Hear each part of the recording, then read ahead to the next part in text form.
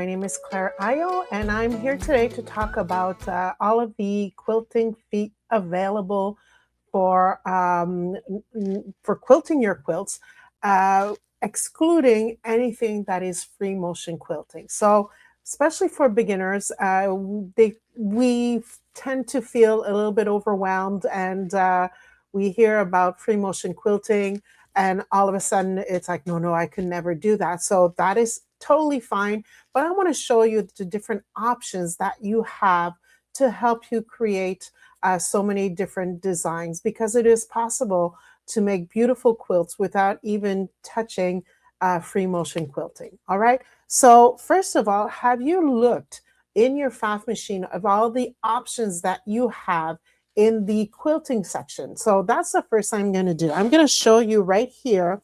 So let's just open this up, go into the menu, and you see, first of all, you have the hand look quilt stitches, which are just wonderful as soon as you know how to use them.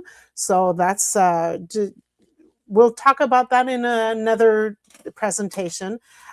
In the second menu, you have all of these stippling stitches.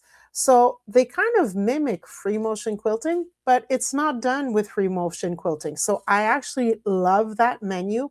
And then you have crazy patch stitches that you can use if you're making crazy patches, but you can also use for any other type of project.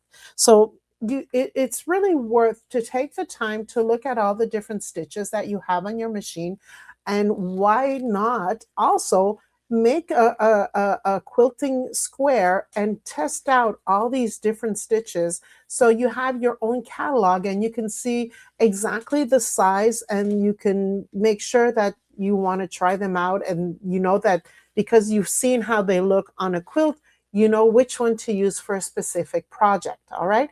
So having said that, now I am going to show you a few of my favorite feet when it comes time to do some quilting. All right, so let's move over here.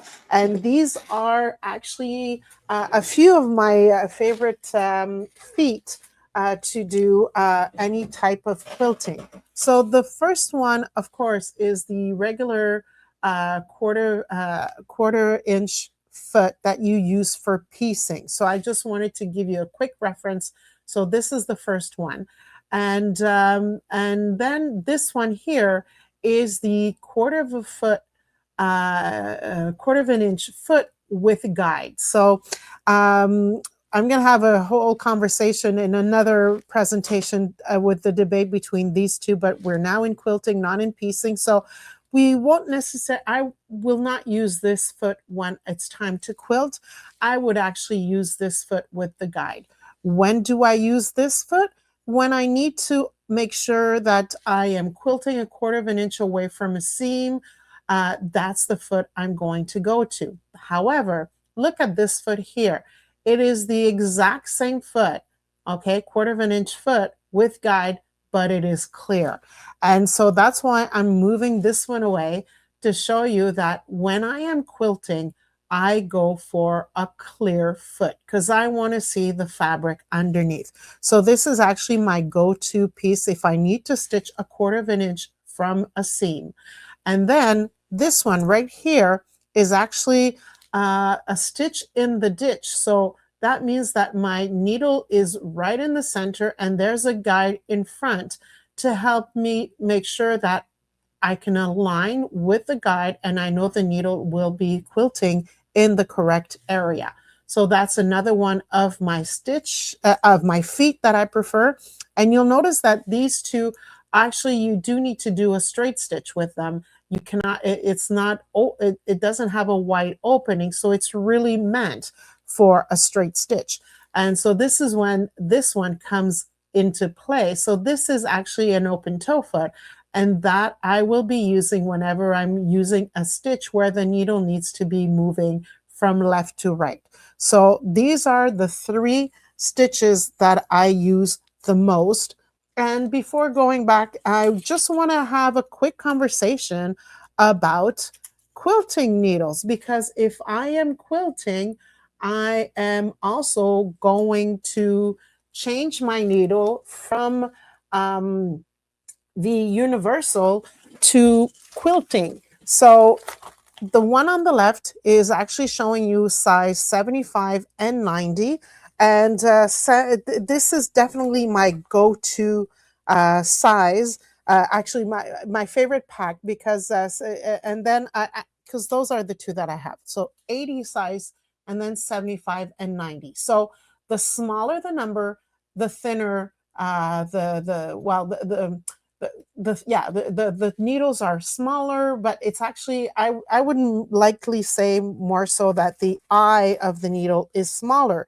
So depending on the threads that you're using, that's how you determine which needle is best. All right. So if I'm using a 40 weight thread, I'm gonna go. I can go with the 80. If I'm using a 30 weight thread, I'm going to go with a 90 needle. If I'm using a monofilament or an Invisifil, I'm going to go to a 75. So that's how I select which one of the needles I'm going to use.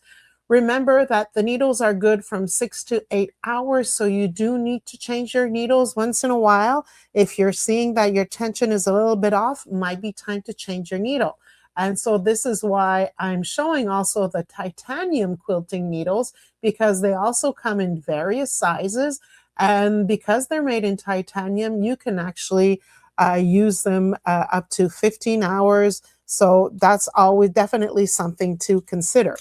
So I'm going to go back and actually I'm going to go and show you this quilt here that I've actually made okay, so you can't really see it a lot right now. So I'm going to zoom out just a little bit, and I don't think that's going to help us much. So let me go to this camera right here. I'm going to try to show you as much as I can of the quilt. All right, so here's the upper part and all the way down to the bottom. So here is the quilt. All right. And this quilt, at first, I wanted to make the quilt free motion quilting, and it just was not working for me.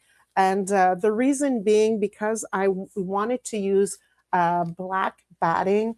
To have black batting, it was 100% polyester, and I was using cotton thread. And so my tension was completely, it was not what I wanted. And so instead of fighting with the machine, I decided to just change change the way that I was going to make the quilt. And so I went and said, okay, no more free motion quilting from now on. I'm just going to do with the IDT system and what all of the feet that I've shown you. So depending on where I was in that quilt, I used one or the other of the feet that I've shown you. So, and this quilt was in a national juried show. So, don't think you have to do free motion quilting if you want to have a quilt in a show. No, that has nothing to do with it. It's the way that you've made the quilt. It's your craftsmanship that will determine that. All right, so let's go back to the other camera so I can show you a little bit of a close-up here. So let's go back to this camera. And so here are several, that's a great drop because it's showing you a different designs that I've done. So let's talk about this one right here. So in order for me to do this section of the quilting, I actually took that 1/4 inch foot with guide. All right, so I simply had the guide following the seam here all the way through, and that's how I got that perfect quilting design at 1/4 inch around all the different seams. So this is the first one. And you see here, all right, and that was the fun part, is that a lot of people, when I was at the quilt show and I was showing the quilt to a few of my friends, they actually thought that section was free motion quilting. And I'm like, no, I have a PFAFF machine, and that is actually in the machine. So let me show you where it is. So you see this design right here, or no, actually it's actually this design right here. So that's the quilting in that quilt. This turns into this right here. I simply moved around left to right. And so I did, have to pivot, go back to a straight line, stitch in the ditch, and then move my way back through it. And so I've never really, it's not that I always did it left to right. Sometimes I went up and down just so that the design, nobody could really see how I went around. So it looks like an overall free motion quilting when it actually wasn't. So I do want to tell you to give that a try. All right. And so this was done with the open toe foot. So then I could really see where I was going and ensuring that I wasn't going to, miss something here. So that's how I did that one. And then I'm going to show you this section right here. So this was actually a lot of fun to do. And so I had set a few, I used wash away markers to make my, to make sure, that I had a few set spots. Probably the first line here, I probably drew also. And so in order to do that section, I just took my stitch in the ditch foot, all right? And so as I had drew that first line, I was able to follow along the line with the guide. Well, I'm not, okay, here we go. I was able to follow that line with the guide. And then, I also did the same to make sure that I was going to get to the edge and make sure that I would be on the spot where I wanted to be and then pivot and move my way back. So I love that foot. Obviously, if you want to do a stitch in the ditch, it is also obviously the perfect foot to use. However, I don't often stitch in the ditch, but I use this whenever I am marking or I need to figure out where it's going to end at the correct position. That guide helps me to make sure that I'm going in the right direction. So something to consider definitely when you are quilting. You have several feet that are very useful for you. And so the last thing that I want to show you that is also a foot I love to have, because I've shown you that stitch in the ditch, and the stitch in the ditch foot has just a little round in the middle, which means that you can't do a decorative stitch. However, there is it's called the narrow feet, and I'm just going to show it to you here as a close-up right here. And let me just grab some white fabric so that we can see it a little bit better. So this foot is actually very useful because it is like the stitch in the ditch because it has that guide right in the middle.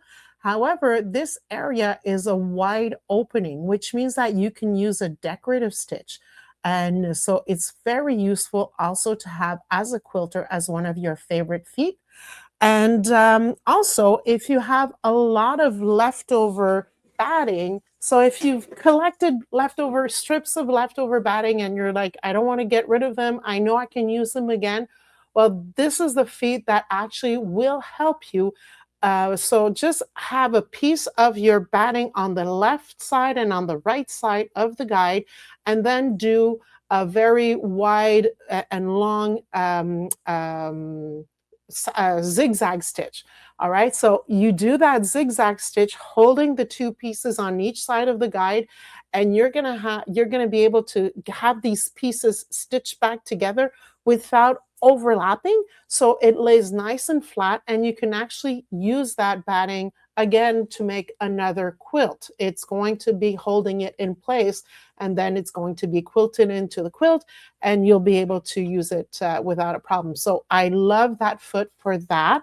And also when I am using it, when I need a guide to make sure I'm heading where I want to, but I want to use a decorative stitch, this is the foot that I will also use because of that wide opening.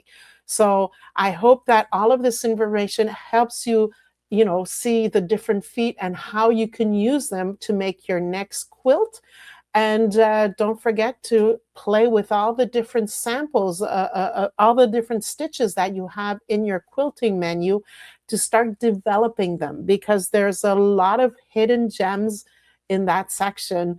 And I look forward for you to finding them and enjoying your quilting just a little bit more. So happy quilting, everyone.